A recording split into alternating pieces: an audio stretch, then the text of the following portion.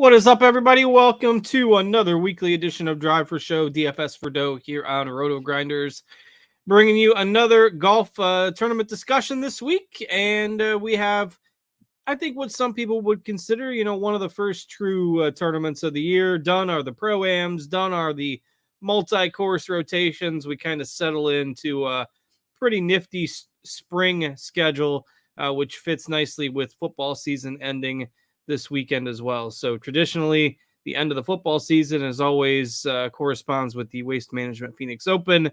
That is no different this year, and itching for some golf after just 3 rounds last week. And bring in my co-host here, Mr. Notorious, Derek Farnsworth. I'm Justin Van Zuiden, STL Cardinals 84, and Noto, I don't know. It's easy to say after the fact, I guess, but the PGA Tour didn't really manage the tournament forecast last week very well, I don't think. I mean, who could have seen that coming, Yeah, no idea. Forecasted 8 days in advance, but yeah, doing good. I wish we would have gotten a final round. I had a lot of bets with guys that are right outside of their placements that I had them on, but other than that, I had a pretty good week of DFS. We'll never know if it would have gotten better or worse, based on how everything shook out. But what are your thoughts on everyone betting on Clark after the round and then parlaying all the top tens and screaming at the sports books for not paying them? Yeah, you should not get paid for that.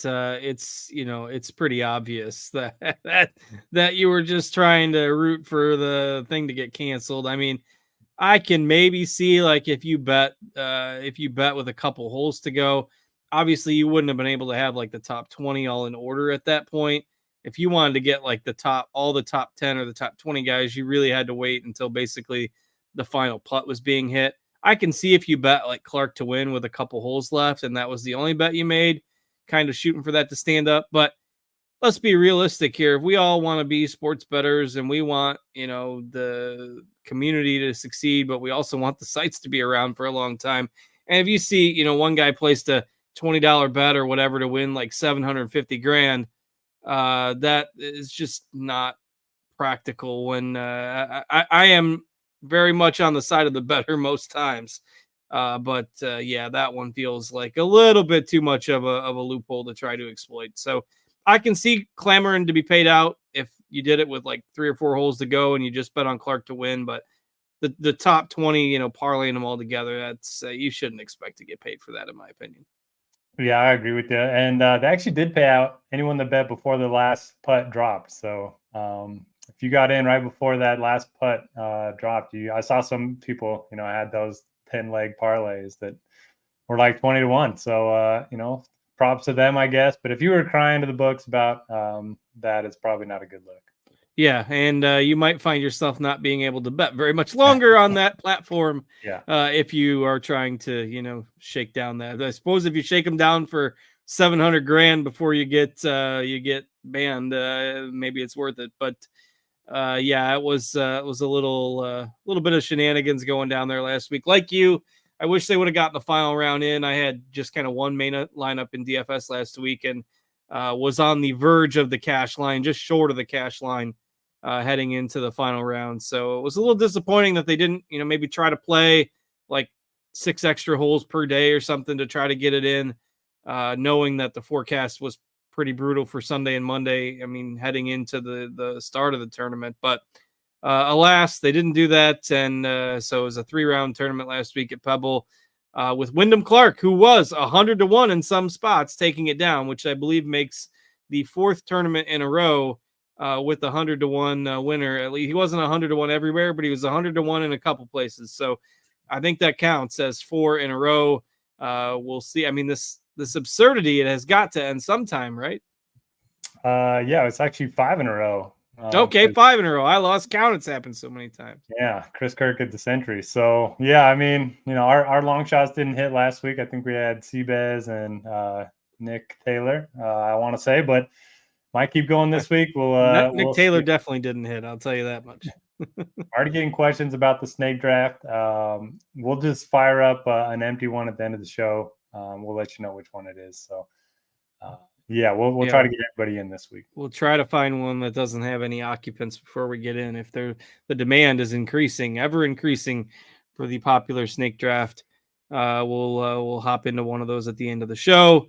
Of course, I mean, not a ton of takeaways from last week, given that the final round didn't get in, but Wyndham Clark, a big third round, shot a 60 to get to the top of the leaderboard. We did have some big names kind of in the mix, even though we had another long shot winner. Pretty solid week for Justin Thomas again. Aubert was up there. So, we did see a lot of the big names rise to the top of the leaderboard. Any other takeaways from that shortened event last week? I kind of thought if they were able to go out Monday, Justin Thomas was going to be in the mix. He's a guy that, flights his ball well, tends to play well in bad weather. No other major takeaways for me other than my core plays. Man, I had Xander and Homa, who both just were terrible. Very surprised by their performance last week.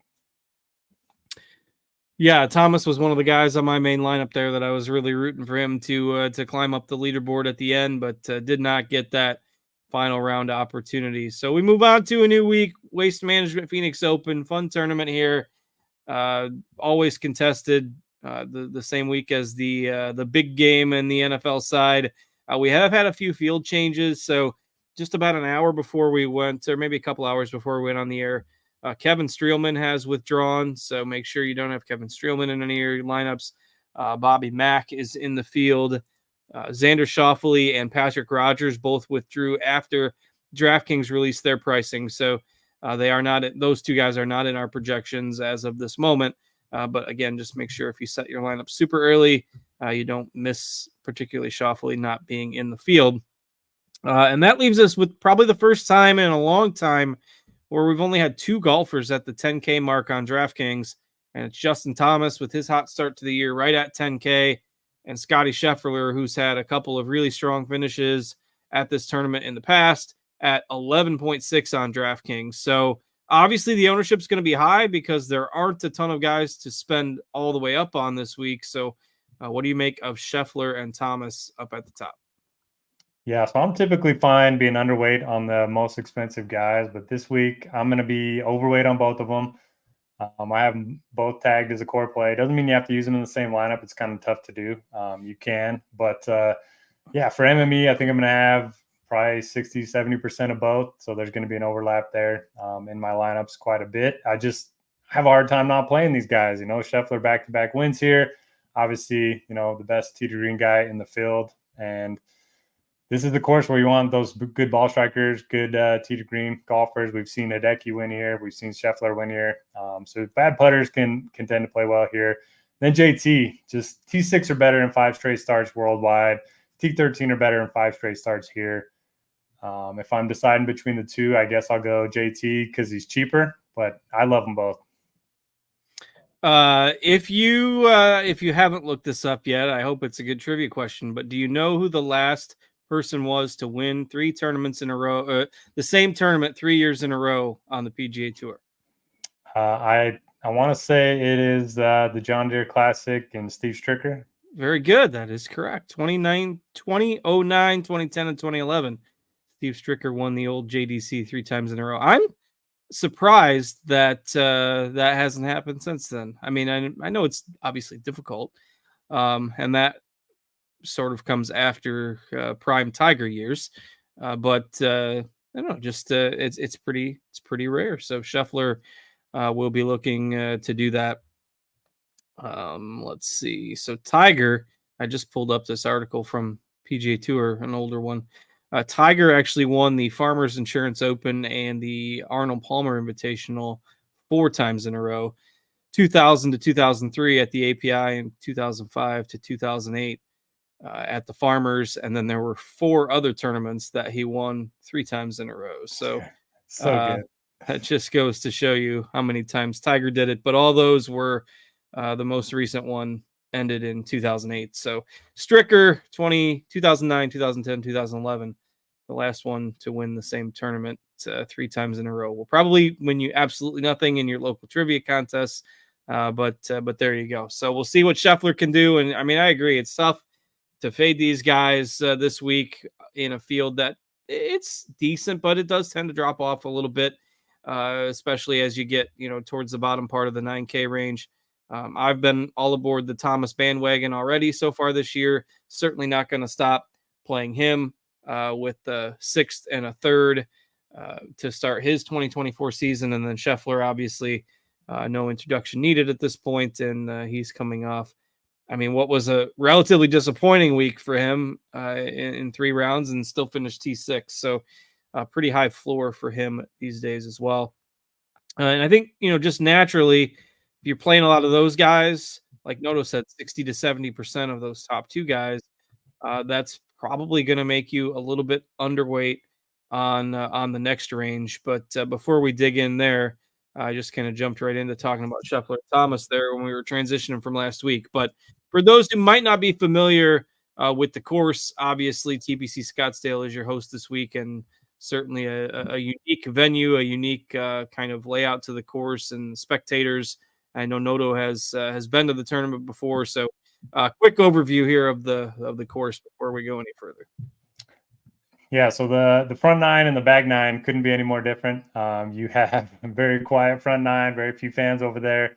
Then the back 9 gets into the madness, and that's where all the fun happens too. You got the 16th hole, you got the drivable 17th, you got the par 5 right before both of those holes, and then you got another par 5 that's reachable.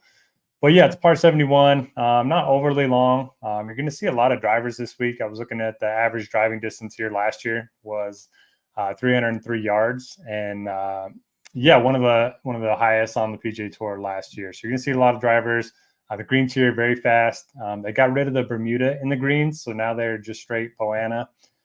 If you want to look at putting splits, but like we mentioned, it's a ball strikers course. It's guys that are very good tee to green. Putting can be hit or miss here, and you're going to see a lot of the same guys play well here every year. I don't know if that's due to the course or just due to the fact that it's a different atmosphere than you're going to see at any other event. You're going to have golfers or fans yelling at you. I already saw videos on Monday and Tuesday of golfers on the 16th hole, fans on the 16th hole chugging beers, doing the wave, all that fun stuff. So it's definitely a different atmosphere. So I do want guys that have at least played this once. Doesn't mean the first timer can't win, but I'd be surprised if it happened. But yeah, what are you looking at when it comes to the course? Yeah, definitely a tee to green venue for sure. And I've kind of put this in my content the last few years, and I just kind of keep rolling it over. So if you look the last 9 editions, so your winners and runner up over the last 9 years, Hideki 3 times, Ricky Fowler twice, obviously when he was in much better form than he is now, Webb Simpson twice when he was kind of in his prime, Brooks Koepka twice, Scheffler obviously twice, Xander, Finau, Cantlay, Gary Woodland when he was in his prime. You got maybe just a couple outliers, Ches Reavie and Nick Taylor and Brandon Grace, but almost every time, I mean, that's 9 years where we've seen basically top end golfers come out first or second in this tournament. So this has to be the week. This has to be where we get back to normal. And I think we see, again, relatively speaking, given the guys that the tour has lost, but a star-studded leaderboard this week and guys who can really peg it from tee to green. So that's what I'm on this week. That's why I like Scheffler and Thomas like you do at the top. And then kind of what I was getting at, if we're heavy on those guys, probably a little bit underweight on the 9K range. Homa struggled a bit last week. Everybody knows I'm never huge on Spieth. Fitzpatrick, his stats are a little bit underwhelming, though I do like Fitzpatrick quite a bit in tournaments as kind of I think his ownership's going to end up checking in a little bit lower than most people think this week. So I like him from that angle, but Cameron Young, has been a little bit hit or miss. So I'm definitely underweight a bit on the 9Ks as a whole, I think. Yep, right there with you. Looks like the fields, like you said, is going to be the same as we are. Nobody more than 17% outside of Homa. So yeah, I mean, everyone just feels a tad overpriced. I don't mind Spieth. He's played it well here in the past. Pretty decent tee to green if you zoom out a little bit. I think he's like 6th in this field over the last 12 months. Tee to green. Sungjae, I think he's an interesting bounce back candidate. He kind of let everybody down the last couple of weeks. But other than that, I don't have a ton of interest. Young just feels overpriced. We did see Tigala almost win here a couple years ago. He had that one bad shot. That kind of that was when everybody was rooting for him. Yeah, and that was on the Netflix show, and it showed his parents just being devastated they were there. That's kind of how we grew to love him so much. But yeah, I just don't have a strong take on a lot of golfers in here. If Wyndham Clark wouldn't have won last week, I think I would have had more interest in him. But he only won 3 rounds though, so does it count? Yeah, I don't know. We have to go back and look at shortened events. What was the celebration like? Yeah. We don't know. We didn't get to see it, but I'm sure he's happy to take the W and the paycheck that came along with it. But hey, not necessarily a bad course for him either. I think he's fine. But again, I'd rather prioritize, getting all the way up to Scheffler or Thomas, or I just like the potential of guys like Im or Fitzpatrick this week. So, but again, on the whole, probably underweight on this range. I think the interesting case is what to do with JT Poston. So if you look at JT Poston's last 24 rounds, he leads this field in total strokes gained, but he's third in putting and 100th off the tee and 14th on approach. So he's just kind of been all over the place in terms of where his statistics lie. You mentioned guys hitting a lot of driver this week, and he's basically the worst you'll see above 8K pretty much in off the tee strokes gained of late. So what do you do with Poston here? And do you like anybody better kind of in the upper part of the 8K range? Yeah, so there's a number of hitters that play well here every year, Poston being one of them. There's Brian Harmon, there's Adam Hadwin. Just a lot of these guys, they don't have a ton of upside. They don't have like top 10 finishes here, but they always seem to finish, between 15th and 40th. So I think they're safe. I think Poston's safe, but if you want that safety, I'd rather save some money with Harmon or Hadwin or one of those guys. So at 21% ownership in tournaments, I'm going to be underweight on Poston. We've been on him a bunch the last, 6 months. And he continues to play well, but I just don't know if this is the best course for him to, show his upside. Love Benny on. I'd rather eat that chalk. He nearly won here. I think it was 2018 or something like that. And then he also has a top 10 in 2020. Been in great form, good tee to green. He's really improved his putting. So far this year, if you just look at stats, he's 10th in this field in strokes gained putting. So guy that I like a lot, quite a bit. Minwoo Lee, he's a first-timer, but I do think he is going to – if there's anybody that's going to play into the crowd, it's got to be Minwoo Lee. He's tweeting about himself, let him cook and all this fun stuff. I've seen him on some good YouTube videos, and he's all about the crowd. So I think he could be interesting. What are your thoughts on Cole? Because we've kind of gotten him right, I don't know, the last 10 events. Yeah, more than we can say about some others for sure. I don't know what to do with him this week. Yeah, I don't either. And I don't know. I don't know enough about him personality wise. Like, to me, this doesn't feel like the atmosphere that he likes, but that's admittedly just a guess. We just haven't seen him.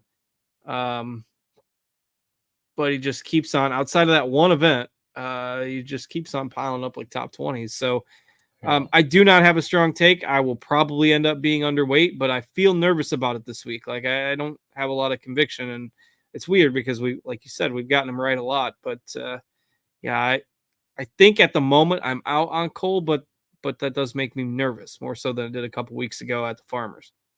Yeah, I think I'm out as well, just because Torrey, driver heavy course. That's kind of was our argument for fading him. This is going to be a driver heavy course. He's the lead everywhere else, but the driver does give him problems at times. So I'll probably be underweight, maybe a full fade. What about Hideki, guy that he used to be like 12 grand in this event. He used to be an auto lock for one and done. Now he's 8,400. I'm okay. I'm okay with it. It's at least been a long time since we've heard anything relating to an injury. The form has been up and down. Like, he was basically at the bottom last week, but he was 13th at the Farmers. So if you want to play, the type of course, he played well at the Farmers. He's played well here in the past. He doesn't seem to be injured. Only 3 rounds last week with the weather. Like, I think it's a decent spot for Hideki. So again, not a guy that I would run out and say you absolutely have to play if you're only building one lineup or something like that. But I'm with you on Benny on. I think Benny on is probably my favorite play in the 8Ks, but I think you could make a good case for Hideki to be the next guy on that list. Yeah, I'll probably be overweight on him. I like Adam Scott quite a bit. I talked about it last week. He had 4 straight top 10s Nobody seemed to notice because a few of them were over in Europe. Finished T20 last week at Pebble, gained 4.7 strokes tee to green in those 2 rounds that we had shot link data for. So he's one of my favorites at 8,300. Why is Ricky 8,200 again? Just because it's this tournament? Yeah, it's got to be. Yeah, well, don't play Ricky at 8,200 right now. Yeah, he doesn't project that well for me. He projects better than Cam Young, though. I mean, I don't know why Young's always so expensive. But, yeah, I like Corey Connors a bit, Bo Hosser. I'll play some of them. And Adam Hadwin chalk, are you playing or fading? Yeah, I don't think so. Just because, I mean, in cash games, I think you play Hadwin. In GPPs, though, he just doesn't feel like the upside guy that you just want to. Yeah. Like, if I lose a GPP because I faded Adam Hadwin, so be it. I think I'd rather play Connors. I actually think I'd rather play Hostler. I'd rather play Hideki. I'd probably rather play some guys in the high 7s. So it's not that I don't like Hadwin. I just don't think Hadwin is the GPP guy you want to be playing at, reasonably elevated ownership. Just doesn't make sense to me. Yeah, kind of right there with you. Like if you want to start Hadwin and Poston, you probably got a really good chance of getting both of them through the cut, but I just think you're capping your upside a little bit. Yeah, so again, if you're playing GPPs, there's enough other options in this range. Noto briefly mentioned Connors there. I think he's interesting. We haven't seen the upside from him maybe quite as much in recent months, but course should be nicely suited to his game as well. You got Scott, you got Matsuyama in there. I think all those guys are reasonably suited to GPPs, while the, Harmons, Hadwins, Postons are your safer guys. I mean, even Alex Noren, I always like playing him when he's low owned. But my favorite guy that if you're looking for a low owned dart this week is Lowry, who, I mean, we got him at like 4%. You look at the numbers have been, a little bit more hit or miss of late, but it's mainly been like an ice cold putter, which it's not like he's the best putter on tour, but he's like 90th in this field over the last 4 or 5 months in putting. The off the tee and approach numbers are solid. So, 4% Lowry to me is a guy that I'm interested in this week at especially at 7,700. That's very cheap when you consider the guys that are around him. So those are like some pivots in GPPs. Anything else that you like in kind of around or just under that 8K mark? Yeah, I think Siwoo Kim's interesting. This used to be like his worst course on tour. He finished like dead last a couple times, but he's gotten progressively better each of the last 4 years. 26th in 2022 and then 23rd last year, coming off of a top 15. So I think he's interesting for tournaments. He's a guy that's historically boom or bust. I was just looking at Brian Harmon. So he's played here 8 times. He's only missed 1 cut, but he's never finished in the top 20. So kind of throw him in the same bucket as Hadwin and Poston probably. Maybe he can show some upside because he did win a major, but I just don't know if this course is a perfect setup for him. With all the risk reward holes, he's kind of more of a lay it up and take chances with the wedge than, be aggressive. So I don't know. I like Denny McCarthy at 7,600. He has not played well here in the past, but I think he's a different golfer now. He's been great for the last year. Best putter in the field on Poana greens. And 5% ownership, that definitely sounds good to me. So he's probably my favorite above 7,500. Yeah, it kind of surprises me to see the ownership. We've got Keith Mitchell at 7, which is one of the higher numbers in this range. The ownership spread out a good bit. Our projections kind of like him a decent amount as well.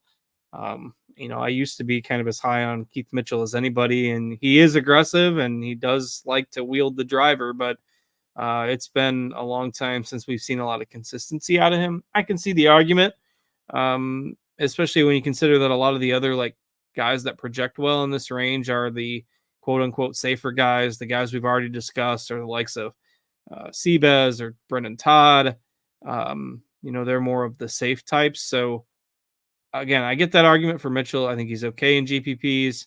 I like Mark Hubbard a good bit, a guy that was a really popular value last week. I'm surprised at how highly owned he came in especially in some of the higher dollar stuff last week. But Hubbard's going to project really well at 7,400. So he's probably the if you're looking for one of the safer guys in here, he finished T3 or T4 last week as well. I think he's a play. Kevin Yu has been playing well and is getting some buzz also. But so a lot of guys kind of in this 71 to 7,400 range that I think are pretty interesting. I know you like a couple that are down maybe a little closer to 7K as well. So who are some of the others you like above 7,000? Shout out to Hubbard. He's the only reason my main lineup cashed. Homa and Xander tried to bring it down, but Hubbard got me across the finish line. Taylor Montgomery's interesting. He's had much better finishes over the last 5 months or so. Played here last year, didn't make the cut, but at least he's experienced the madness. Taylor Moore, another Taylor, T14 year last year. He can light it up on the greens. I think he's pretty interesting. And then my favorites are in the lower range. Yeah, Adam Schenk at 7,200, only 4% ownership. Guy that can make a lot of birdies. He plays this event every year. Aaron Rye, really good iron player. We didn't talk about it in the course preview, but the proximity to hole at this event is bottom 10 pretty much every single year. So guys that are really good with their irons that can, get on the right tier of these greens do have a pretty big advantage. So I like Aaron Rye a little bit. And then Michael Kim just continues to play well. He's kind of improved all facets of his game. He's a much longer hitter at this stage of his career. He's good around the green, pretty good putter. So I think he's interesting at 7,100. And all these guys that are projecting for 7% or less in ownership. Yeah, and not a whole lot of chalk in this range. I mean, again, a lot of these guys that are grading out pretty well, you're at 5, 6, 7, 8, 9%, all pretty well spread out because there isn't anybody that stands out as, the complete obvious, this is the play. Luke List, if people are playing the driver angle, we'll certainly get a few people looking his way. Woodland past top performer here that in his prime had some good results, but nobody that stands out as clearly the top of that group. Jake Knapp is another guy right under 7K that is a pretty good driver of the ball that had a good week at the Farmers, so he could be an interesting punt. Looks like we've got some love for Nate Lashley in our lineup HQ. I'm always a fan of Davis Thompson at low ownership, so probably don't want to go too deep into the sixes this week, but there are some guys that maybe in the 67, 68, $6,900 range are potentially worth a peek. If you are trying to build, say, a Thomas and so if you're trying to build a Thomas and Scheffler lineup on DraftKings, that leaves you with 7,100 per golfer. So you either got to roster 4 guys right at 7,000, or you're probably going to have to dig into the sixes for maybe one. So as we head out towards the bottom of the barrel this week, anybody else that we haven't mentioned yet that catches your eye? Did you mention Doug Gim? I did not mention Doug Gim. Your boy Doug Gim. I think he's going to be a little popular in the 6Ks, but he's a good ball striker. I don't mind looking there. KH Lee is a guy that always plays well on TPC courses. I don't feel like there should be a correlation there, but for whatever reason, he any course that has TPC in front of it, he tends to play well, including this one. Finished second here in 2021, so I don't mind looking his way. JJ. So what's the rationale? I mean, I'm not saying it's wrong, but what's the ownership buzz on Doug Gim? I mean, he made the cut at the Farmers, but had 4 straight miscuts before that, so he was just kind of off my radar for the moment. Yeah, Mayo was talking him up. There's kind of a corollary between this and the players, like Ricky, and there were a few other winners that won both events. Scheffler, another one. So Mayo talking him up. I think that's Scheffler and prime Ricky, not Doug Gim. I'm just saying that's why he was talking up the angle. Yeah. All right. In that case, especially if the steam gets any greater, while he is my boy, I think I'll have to go part ways with Gim for this week. Yeah. I don't have any strong takes there. I haven't dug too deep in the 6Ks, and my dreams of those Scheffler JT lineups are quickly getting dashed. I mean, you basically gotta play one guy in the upper 6Ks and then 3 others right around 7,000 to make it work. I think or go YOLO with a complete punt. Like Bud Colley's back this week. It's been years since we've seen him on the tour. I know. I think he got in a car accident or something. Yeah, he did, and he was playing well for a while. I know. remember following him around at the John Deere Classic for a good bit, about 5 or 6 years ago. And yeah, I mean, so obviously this is his first tournament back in multiple years, so don't just go rostering Bud Colley, but good to see him back. Good to see him back. He's elite around the green, so he was like #1 on tour when it came to scrambling. So might be a good course fit for him, but probably going to wait there. I was going to say our projections on RG like Dylan Wu a little bit. Other than that, how did Harry Higgs not get a sponsors invite after the show he and Joel Damon put on? Is Damon in the field? Because Damon's in the field. They'd have to you know, upgrade the broadcast to, you know, rated R or something if they wanted to show them again. Yeah, that was a joy a few years ago. If you have no idea what we're talking about, you can search up Harry Higgs TPC Scottsdale and find the video for yourself. Bare-chested rumbling down the green there, but yeah, that's pretty much it. Not a whole lot to get excited about in the 6Ks. Nobody that's in particularly good form. I would probably try to stay at 6.8K and up if you can. Again, I like Thompson. Nick Hardy, I think, is okay. Knapp, I think, is a decent flyer. So those will probably be the last few guys in my player pool for this week. All right. So with that, it's going to be time for us to say goodbye to those of you who aren't interested in sticking around for the snake draft. And those of you that are, feel free to keep watching and maybe join with us. Happy to roll through a snake draft here at the end of the show. Derek is asking a question in the YouTube chat.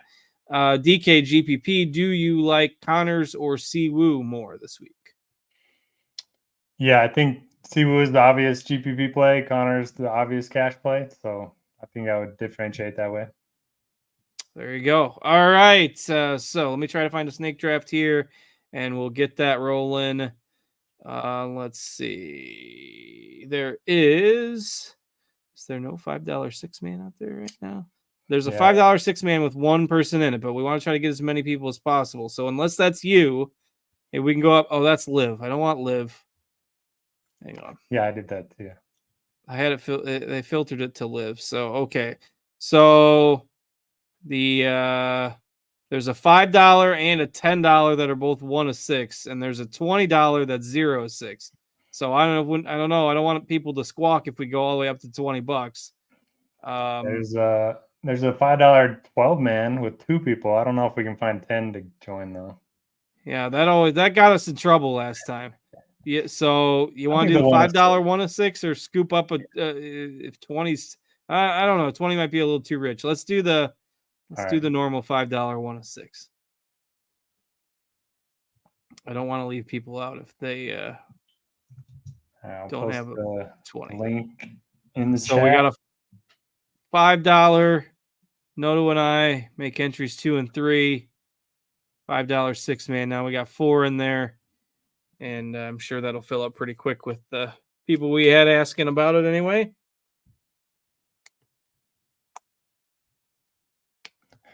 Who you got for the Super Bowl? I could not care less, to be totally honest. As a Ravens fan, I'm spurned by them losing. I don't want the Chiefs to win. I don't like Mahomes.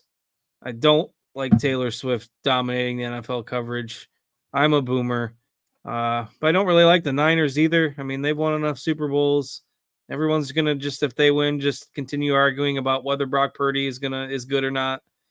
I mean, I think the 49ers have the better team overall, but Mahomes always finds a way, man. Yeah. So if forced to make a pick, I pick the 49ers, but I don't know. I don't have as much interest.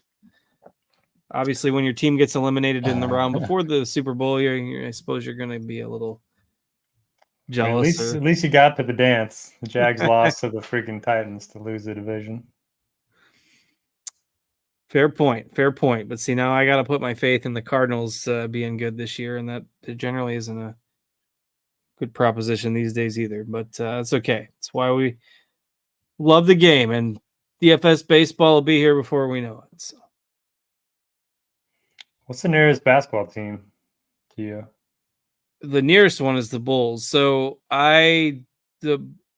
basketball is the one sport that I mean, I really don't care as far as a rooting interest goes. I would certainly just be the fantasy guy at this point. Though we did go to a Bulls game this year and it was fine. But for like the level of talent the Bulls have and the cost of tickets is outrageous in my opinion. Like you could go, it was a fun experience, don't get me wrong, but taking my two kids and the wife, it was like $700 for 4 tickets in like we didn't get good seats, but they were like center court, but they were all the way up in the top level. So it was like I could go to 10 baseball games for this price. So, but again, that's just a function of me not being a huge fan of the Bulls. Question about the cut line last year. We can look that up. Yeah, we have started, by the way, on the snake draft. So Noto is picking 5th. I'm picking 4th. And we're rolling through that here. So I am up after the current pick. Scheffler and Thomas, the top 2 off the board, no surprise. All right, so it's par 71, right? Yes. So the cut was even par. +4, +3, or -3, yeah. So +1 didn't make it. I can tell you I don't like picking here. I think if you like Thomas and Scheffler, you're not going to like if you don't pick 1st or 2nd this week. Yeah. Yeah, this is why you should be overweight on both of them, because once you get down here, you're like, Yeah. Spieth is my top pick. Yeah, I couldn't take Spieth, so I left him for you. Appreciate that. Yeah, this is one of those courses where, I mean, people will think it's easy because you got those couple holes on the back that get the attention. But the rest of the course isn't a pushover. I mean, there's a lot of 450, 460 yard par fours on the course. The front nine's pretty tough. So, it's not a 30, 35 under type of course. You'll see somebody go low and the winning score usually gets up into the high teens, but it's not like everybody's, making birdies everywhere and you're going to get a 4 or 5 under cut line. There's some danger around the course too. Hole's the worst. 17. My guys have never birdied that hole, I don't think. Either 3-putt or hit in the water, putt it in the water. The worst part is if you get a guy, on the par 3, they will put some accessible hole locations there to make it exciting. So you get a guy that birdies 15, birdies 16, is going for the birdie streak, and then blows up 17. Yeah. And 18 used to be so fun, but now they hit it so far that the water's not even in play anymore. Yeah, it's not even in play. All right, so Spieth and M for Noto's first 2 picks. Burns and Fitz for me.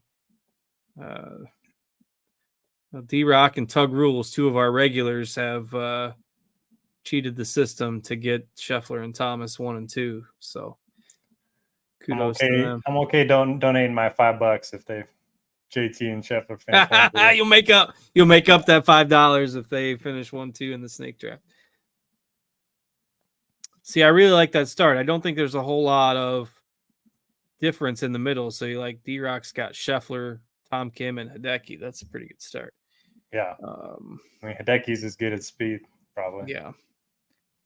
All right. I'll take the Minwoo angle here. I kind of like Minwoo. What's ownership do we have right now? About 12 when I looked earlier. 12. It's not bad. Driver heavy course, that's like his dream. 14.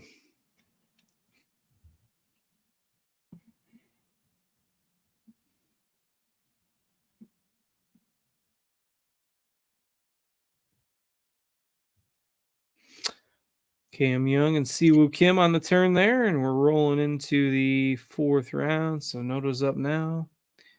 Yeah, this course has a lot of tricky greens. Like the par 5 on the front has that big mound. So and then they either put the pin above it or below. You're up, by the way, just making sure. Again? Yeah. Oh, I thought I just. If you don't click somebody in like 6 seconds, you're going to get Fowler. Good thing. Anybody but Fowler. And I was going to take Hostler there, so you're welcome. That went fast. Oh, anyway. All right. Yep. So Fowler's officially the guy dropping way below the projected rank, but that's no surprise. All right. I cut you off on something when I told you it was your turn.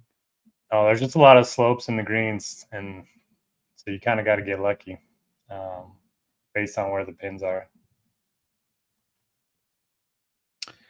For sure. It's an interesting course, and part of the reason, in addition to the crowds, why it's, you know, tough for a guy to just come here first time and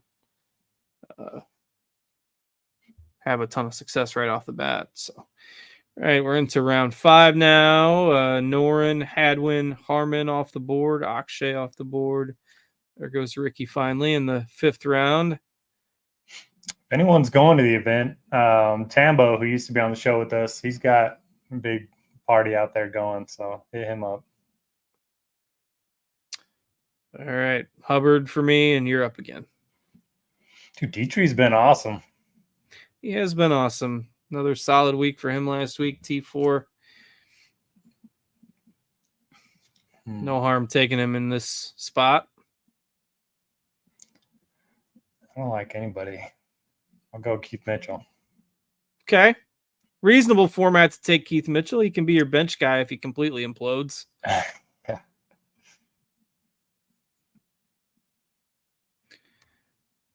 Back to the draft board. This could be a better course for Kevin Yu. He's a bomber. Been playing pretty well also. First timer though. Well, up to you, because if you don't take him, I will. I'll go with Montgomery. Okay, I'll hold true to my word then.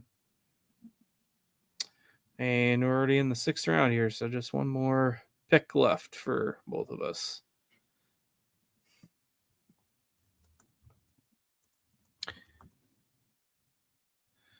So you're a Utah guy, right? Have you been to any Jazz games lately? Yeah, we went a couple weeks ago, and then my dad has season passes through his work, and they rented out like a bowling alley arcade. We got to go meet all the Jazz players. Nice. Yeah. Little one doesn't love basketball, but he thought that was pretty cool. I am not as versed on the NBA scene these days because that's the sport I've taken a break from a content perspective. But looking at their schedule, looks like they gave up 147 to Brooklyn and 153 to New Orleans in the last couple of weeks. So the defense appears to be a little underwhelming on the Jazz. And they beat the Bucks the other night. They've been awesome. Last 3 weeks, last 6 weeks, they've been really good. So we'll see. They got a lot of draft picks. We'll see if they use them. That's a luxury in the NBA with the shorter draft. All right, we're into the final round here. D-Rock was asleep at the wheel and drafted Xander Schauffele. Oh, no. That's an auto pick. But so now we'll see if he can overcome. He's got Scheffler and a really good roster, but Xander in the last round.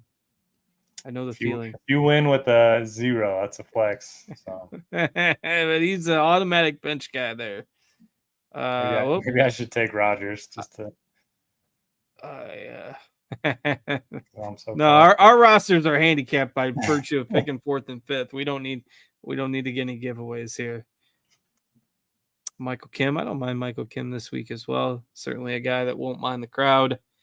And that'll do it. EVR, the final pick on the board. So Noto's got Spieth, M, Scott, Hostler, Mitchell, Taylor Montgomery, and Michael Kim.